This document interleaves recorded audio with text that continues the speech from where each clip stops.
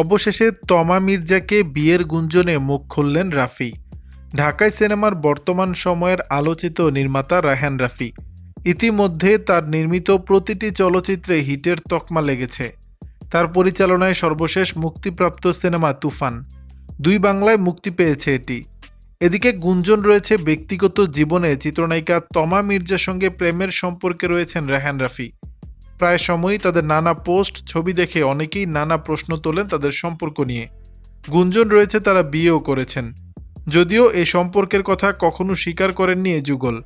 তারপরও শোনা যাচ্ছে চলতি বছরে বিয়ে করবেন তারা, কিন্তু সত্যিটা কি?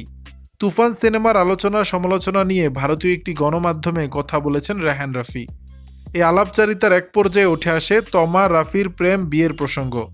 জানতে চাওয়া হয়, আপনি নাকি অভিনেত্রী তমা মির্জাকে চলতি বছরে বিয়ে করছেন? এ প্রশ্নের উত্তরে রায়হান রাফি বলেন, এখনও এরকম কোনো পরিকল্পনা নেই। আরও কয়েকটা হিট সিনেমা পরিচালনা করি, তারপর বিয়ে নিয়ে ভাবা যাবে। গত কয়েক বছর ধরে প্রেমের গুঞ্জন চলছে পরিচালক রায়হান রাফি ও চিত্রনায়িকা তমা মির্জার।